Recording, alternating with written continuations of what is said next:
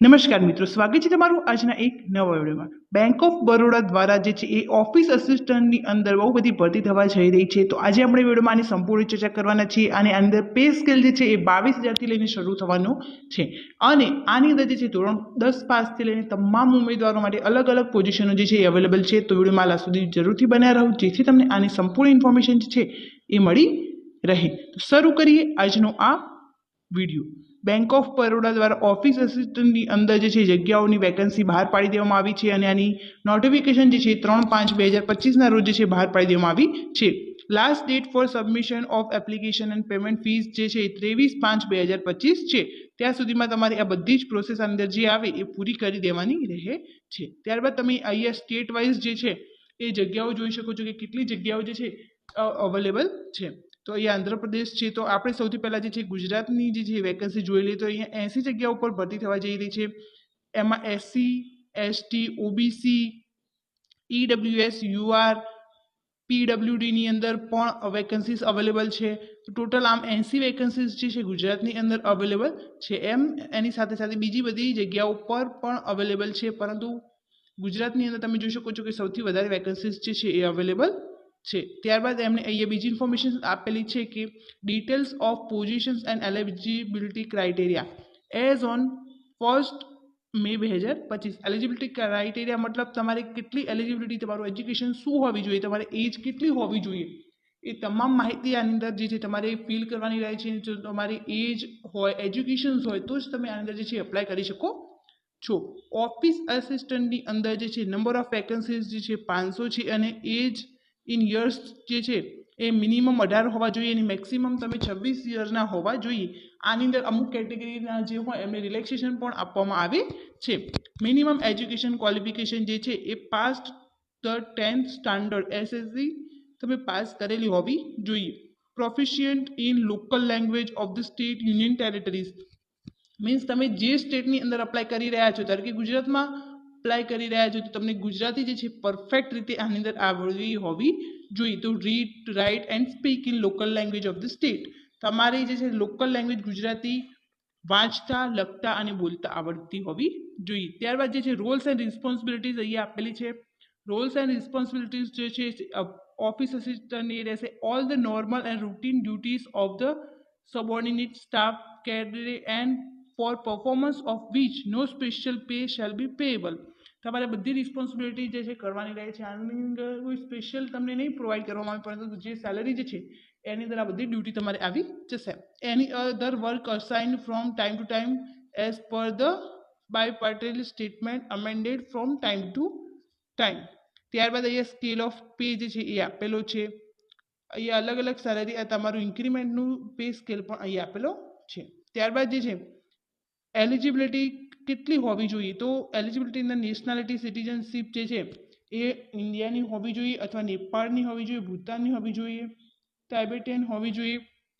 અમુક નેશનાલિટી અને સિટીઝનશીપની આની અંદર એલિજિબિલિટી આપવામાં આવી છે। ત્યારબાદ જે છે એજ જે છે એઝ ઓન 1 મે 2025 જે છે મિનિમમ 18 યર હોવી જોઈએ અને મેક્સિમમ 26 યર જે છે એ હોવી જોઈએ। A candidate must have been born not earlier than 1 May 1999 and not later than 1 May 2007। આ તમે આના પહેલાં તમારી બર્થ ડેટ ના હોવી જોઈએ અને આને પછી તમારી બર્થ ડેટ ના હોવી જોઈએ। આ વચ્ચેના જે તમામ કેન્ડિડેટ જે છે એ અંદર અપ્લાય કરી શકે છે। ત્યારબાદ relaxation of upper age limit, તો આની અંદર અમુક અપર એજ લિમિટની અંદર રિલેક્સેશન આપવામાં આવ્યું છે કે સ્કેડ્યુલ કાસ્ટ હોય, એસસી એસટી વાળા જે છે એમને 5 યરનું રિલેક્સેશન આપવામાં આવ્યું છે। મીન્સ 26 વર્ષ નહીં, પરંતુ આની અંદર 31 વર્ષ સુધી તમે અપ્લાય કરી શકો છો જો તમે એસસી એસટીથી બિલોંગ કરો છો તો। અધર બેકવર્ડ ક્લાસીસ જે હોય એમના માટે 3 યરનું રિલેક્સેશન આપવામાં આવ્યું છે, મતલબ તમે 29 વર્ષ સુધી અંદર અપ્લાય કરી શકો છો। Persons with benchmark disabilities and defined under the rights of person with disability act 2016, તો આની અંદર 10 યરનું રિલેક્સેશન આપવામાં આવ્યું છે। મીન્સ તમે 26ના બદલે 36 વર્ષ સુધી અંદર અપ્લાય કરી શકો છો। ત્યારબાદ એક્સ સર્વિસમેન હોય, ડિસેબલ એક્સ સર્વિસમેન હોય તો actual period of service રેન્ડર્ડ in the defence force plus 3 years 8 years for disability ex servicemen belonging SC ST। આની અંદર અલગ અલગ એલિજિબિલિટી આપેલી છે। ત્યારબાદ વિડો હોય, ડિવોર્સ્ડ વુમન હોય and woman judicially separated who have not remarried હોય તો એમને પણ 35 years for general, EWS 38 years for OBC and 40 years of SC/ST candidate. તો આ પ્રમાણે એમને રિલેક્સેશન આપવામાં આવ્યું છે. પછી એ રિઝર્વેશનની વાત કરી છે કે કોને ચાન્સીસ આપવામાં આવશે, એ બધી જ એમની ઇન્ફોર્મેશન જે છે આપેલી છે. અને આ તમે PDF જે છે એની ઓનલાઈન જે વેબસાઇટ જે છે BOBની કેરિયરની, ત્યાં જઈને પણ જોઈ શકો છો. અહીંયા એમને બધી ડિટેલમાં ઇન્ફોર્મેશન જે છે એ આપેલી છે અને તમે આ પ્રમાણે જે છે એ આની અંદર જોઈ અને ફોર્મ જે છે ફિલ કરી શકો છો. ત્યારબાદ એજ્યુકેશન ક્વોલિફિકેશન આપી છે, જેની આપણે વાત કરી કે SSC જે છે એ મિનિમમ છે. ત્યારબાદ ક્રેડિટ હિસ્ટ્રી આપેલી છે. ત્યારબાદ એપ્લિકેશન ફીસ કેટલી પે કરવાની રહે છે, તો જે 600 રૂપિયા જે છે એ applicable taxes plus payment gateway charges of general, EWS and OBC candidate.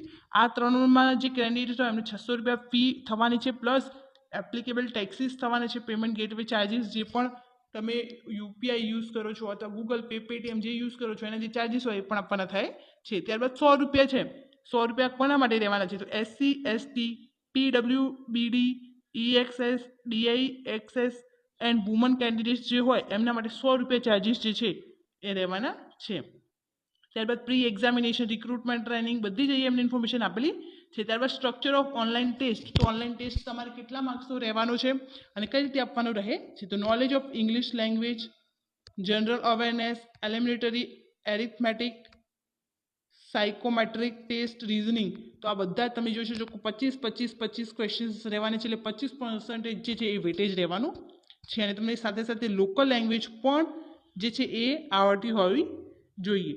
ત્યારબાદ મીડિયમ ઓફ એક્ઝામિનેશન જે છે, તો કયા સ્ટેટમાં કઈ લેંગ્વેજમાં એક્ઝામ અવેલેબલ છે, તો આ ગુજરાતમાં તમે જોઈ શકો છો ઇંગ્લિશ, હિન્દી અને ગુજરાતી એ ત્રણેય લેંગ્વેજ જે છે અવેલેબલ છે. અને લોકલ લેંગ્વેજ જે છે તમારી ગુજરાતી અંદર રહે છે.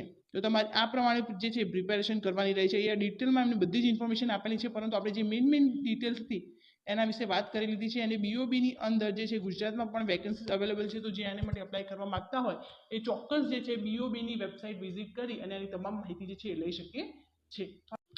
આની અંદર અપ્લાય કઈ રીતે કરવાનો એની પણ અહીંયા એમને ગાઈડલાઇન્સ આપેલી છે, તો તમે ગાઈડલાઇન્સ ચેક કરી અને આની રીતે step by step form fill કરશો તો ચોક્કસપણે તમારું ફોર્મ જે છે એ એક્ઝેક્ટલી ફિલ થશે. અને જો તમને ના ફાવે તો તમે બીજા જોડે ફિલ કરાવી શકો છો, કેમ કે અંદર ભૂલ થશે તો તમારી એક્ઝામિનેશનની અંદર પણ જે છે બહુ ઇસ્યુ આવી શકે છે.